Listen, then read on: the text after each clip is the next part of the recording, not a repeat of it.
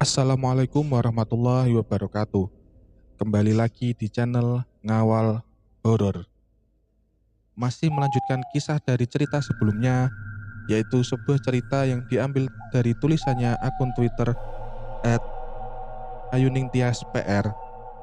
Dan untuk kisah yang akan saya bawakan kali ini yaitu sebuah kisah yang berjudul Teror 45 Hari Saat KKN. Sebelum kita lanjut ke ceritanya, tekan dulu tombol like video ini dan jangan lupa tekan juga tombol subscribe channel ini dan nyalakan juga lonceng notifikasinya agar tidak ketinggalan cerita-cerita lain dari channel ini. Dan jangan lupa follow akun Twitter penulis. Bagi teman-teman yang ingin membaca langsung ceritanya, nanti silakan saja kunjungi link yang saya sertakan di kolom deskripsi. Dan seperti apa untuk kisah kali ini, langsung saja kita simak berikut ini.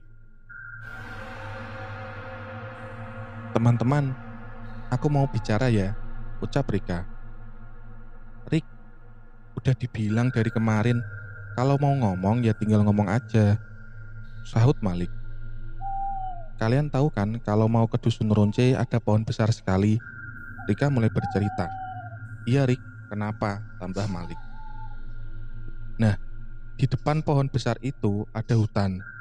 Di hutannya itu ada kerajaan gaib. Semua ada di situ. Mau wujud apa aja ada. Aku tadi gak sengaja ngelihat ke arah sana, jelas Rika. Oh, ketika kamu nyuruh aku cepet pas naik motor, tanyaku. Iya, di sana daerah keramat. Kalau lewat harus klakson ya semuanya. Pokoknya jangan ngawur, tambah Rika. Oke Rik, jawab Asti mewakili jawaban kami semua. Entah apa yang kami dapat selepas KKN, yang penuh dengan kemistisan tempat ini. Aku berharap semoga KKN cepat selesai dan bisa tidur di kasur empukku. Yang terpenting sekarang adalah prokerku berjalan lancar. Warga senang, Pak Bayan senang, dan nilaiku mata kuliah ini mendapat A.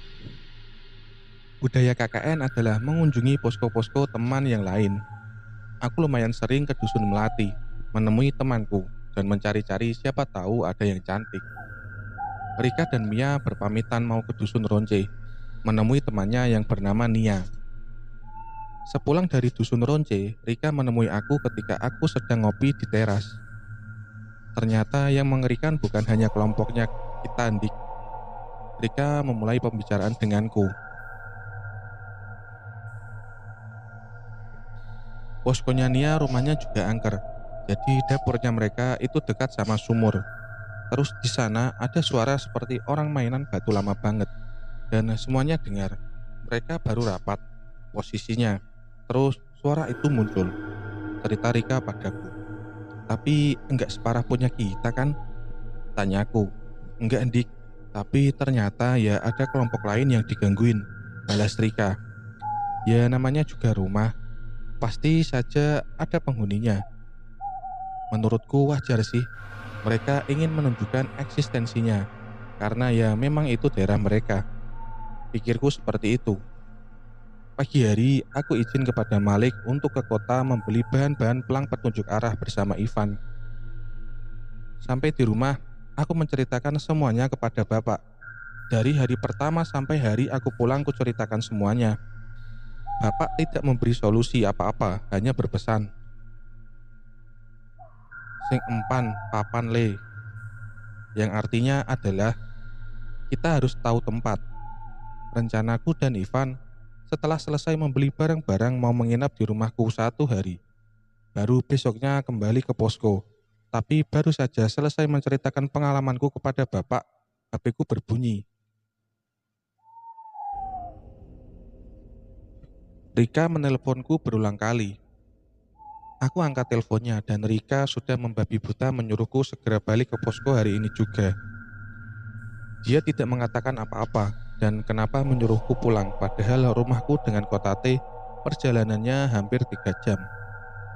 Aku bergegas memberesi, pamit Bapak dan segera kembali ke posko. Aku tidak tahu akan kudapati apa setelah aku sampai di posko. Sekitar pukul 8 malam, aku sampai di posko dan Rika langsung menarikku ke teras. dengan muka yang sangat serius. Dia menceritakan kejadian ketika aku pulang. Anak kecil yang menindihiku sudah berani iseng, kata Rika. Ngapain dia? Tanyaku. Sudah berani menampakkan diri. Padahal pas kamu di posko dia gak berani. Cuma pas aku ketindihan itu, terus ini pas kamu balik dia menjauh lagi. Jelas Rika. Berarti gak apa-apa kan sekarang? Udah ditenangin dulu Rik. Aku udah di sini.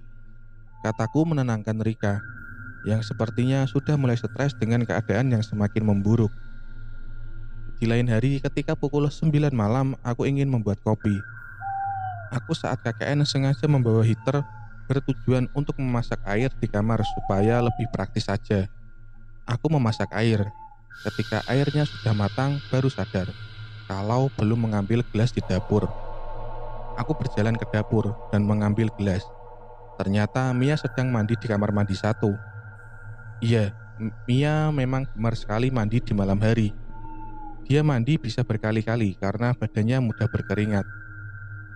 Baru mengambil gelas dan sendok dari tempatnya, listrik padam. Yang matiin lampu siapa ya? Teriak Mia dari dalam kamar mandi. Mati lampu, jawabku. Dik, Andika, itu kamu. Ngapain? Tanya Mia. Ambil gelas Mi. Mandi ya jam segini kamu tuh rematik nanti. Jawabku sambil jalan menuju ke kamar. Aku masuk kamar lalu membuat kopi.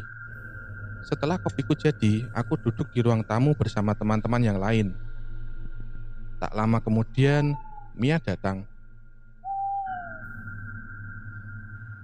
Loh Dik, cepat sekali sudah sampai sini, tanya Mia padaku. Aku dari tadi di sini Mi, dari ambil gelas tadi, jawabku heran. Kamu tadi mengajakku ngobrol kan? Tanya Mia seperti menaruh curiga padaku. Iya, bercandain kamu terus pergi aku, jawabku kembali. Enggak Dik, aku ngobrol sama kamu sampai aku selesai mandi kok. Jelas Rika terheran-heran.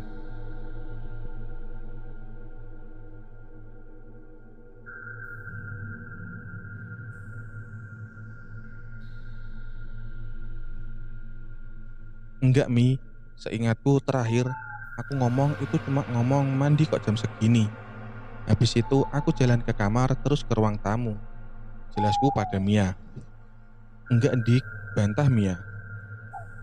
Tanya anak-anak kalau enggak percaya Mi, sahutku. Iya Mi, udah dari tadi Andika di sini, kata Malik. Terus yang kuajak ngobrol tadi siapa? Astagfirullah ya Allah.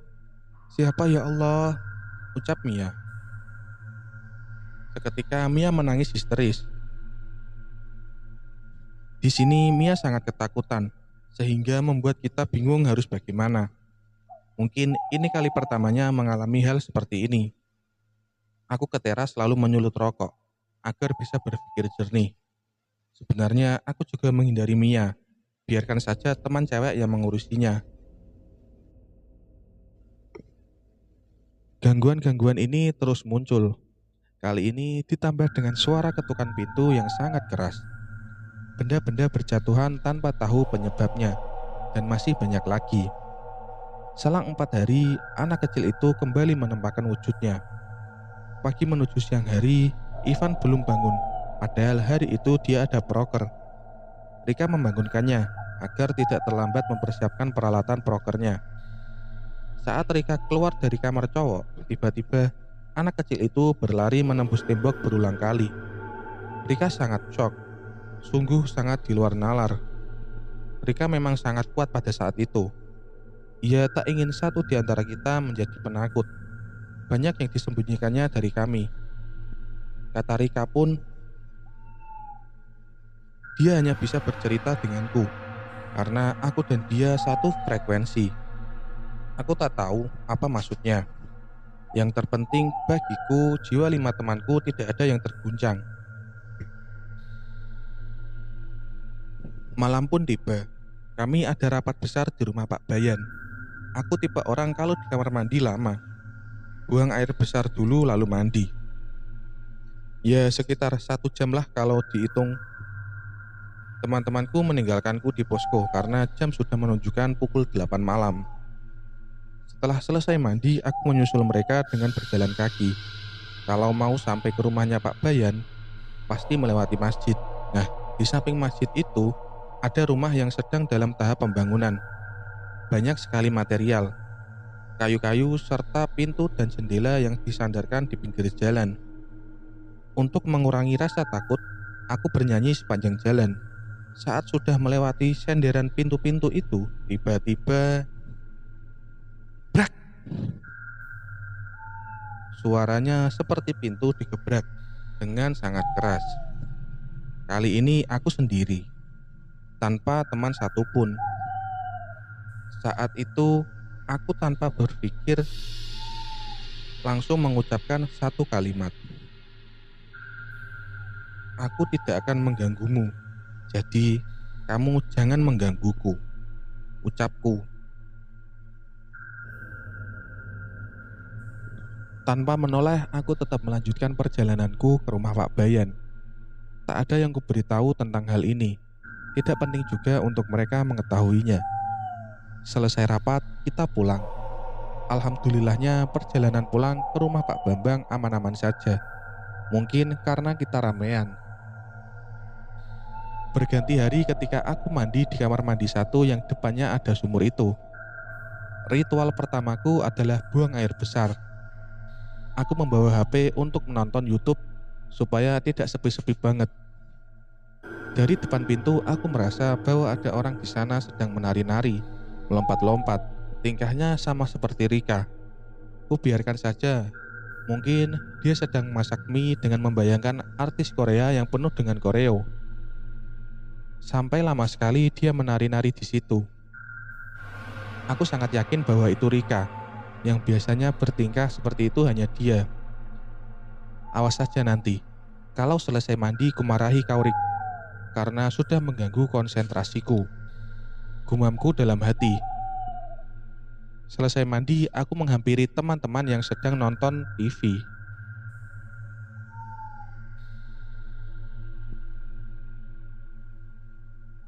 Jangan coba menakut-nakutiku, ucapku tegas kepada mereka semua.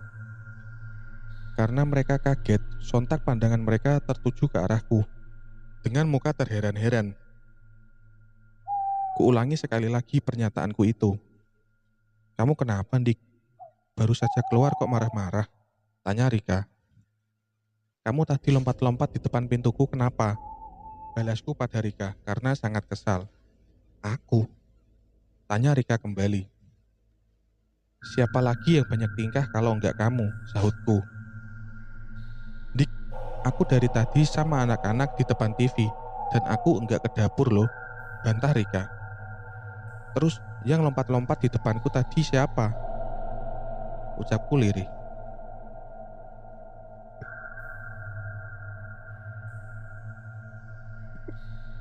Tak ada yang berani menjawab pertanyaanku ini. Teman-temanku hanya saling memandang satu sama lain, merapatkan pegangan mereka. Rika langsung mengalihkan pembicaraan sedangkan aku ke kamar untuk ganti baju. Selesai ganti baju, aku ke teras sembari menghisap rokok yang kupadukan dengan secangkir kopi panas. Rika mendatangiku lalu duduk di sampingku. Itu alasanku kenapa aku gak pernah mau mandi di kamar mandi satu. Jelas Rika. Maksudmu? Tanyaku penasaran. Yang sukanya melompat-lompat apa? Tanya Rika padaku memberikan sebuah clue. Hah? Kataku. Gak usah disebutkan. Tahu kan? Rika memotong omonganku. Astagfirullah. Astagfirullah. Astagfirullah. Sambungku. Karena aku sangat muak dengan perhantuan yang ada di rumah ini. Aku ikut berkumpul dengan pemuda pada malam harinya.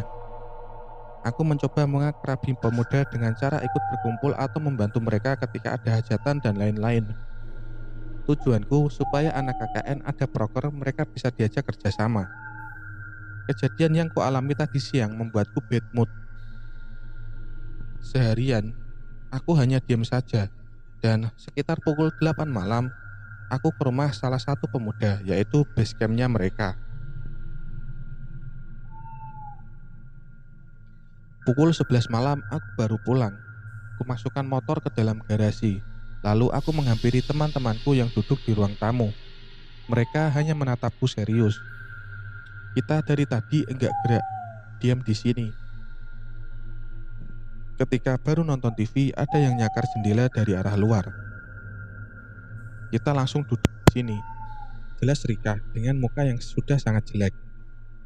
Aku tidak menjawab perkataan Rika barusan karena perutku sudah meronta-ronta.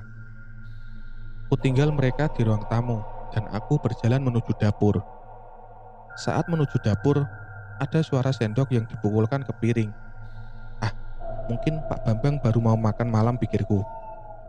Sesampainya di dapur, tidak kutemui siapapun di sana. Aku hanya melihat meja makan berantakan dan magicom yang mengganga. Kali ini aku benar-benar kecewa dengan teman-temanku. Kok bisa dapur sampai sekotor itu dan membiarkan magicom terbuka? Kowe iki wis do gede, tak mikir. Magicom dibuka ya segone rak panas. Ngentek-ngentek listrik. Kalian itu udah besar, nggak mikir. Magicom dibuka ya nasinya nggak panas. Bisa-bisin listrik. Bentakku kepada mereka. Astagfirullah. Demi Allah, belum ada yang makan, Dik. Kita dari jam 8 sampai jam 11 malam duduk di sini. Jelas Asti. Nah, terus di sini nafsu makanku hilang. Bulu kuduku langsung berdiri. Aku tadi mau makan. Baru sampai dapur, belum jadi ambil apa-apa. Ada yang ngetuk jendela dapur, terus aku lari ikut anak-anak nonton TV. Jelas Mia padaku. Karena saking penasarannya, kami berenam memutuskan untuk menengok dapur. Saat kami sampai dapur, centong nasi berada di antara tutup magicom dan badannya. Padahal saat kulihat tadi magicom benar-benar terbuka lebar. Apalagi ini, ya Allah.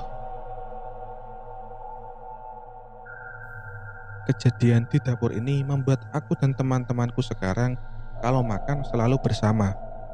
Tidak boleh ada yang kelewatan pokoknya. Makan bareng, selesai juga harus bareng.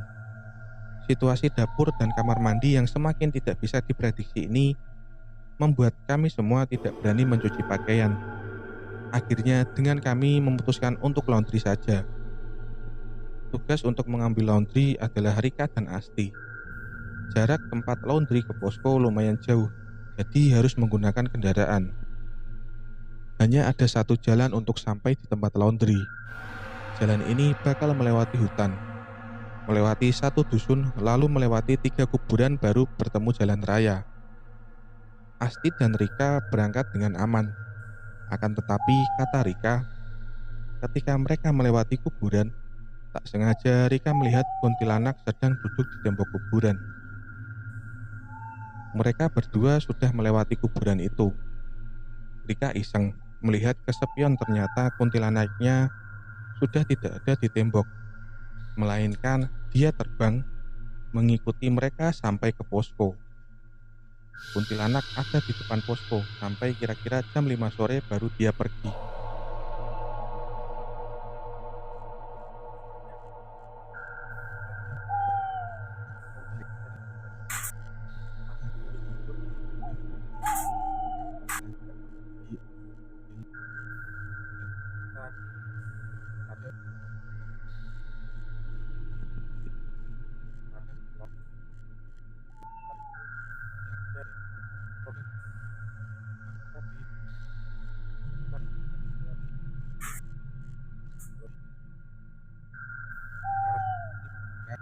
Dan Malik hanya duduk di pinggir saja sambil menikmati kopinya. Kehadiran terlama yang pernah dilihat. Jam 12 malam baru selesai. Sumpah, aku sudah sangat bosan. Jadi jika aku pulang hanya dengan Malik, aku pun yakin kita akan tersesat. Mau tidak mau menunggu mereka selesai menonton. Sekitar pukul 2 dini hari, aku dan Malik baru sampai posko dengan kondisi badan sudah sangat lelah. Sampai posko, aku diberitahu Ivan bahwa Mia sakit dan dibawa ke puskesmas terdekat. Aku dan Malik langsung OTW ke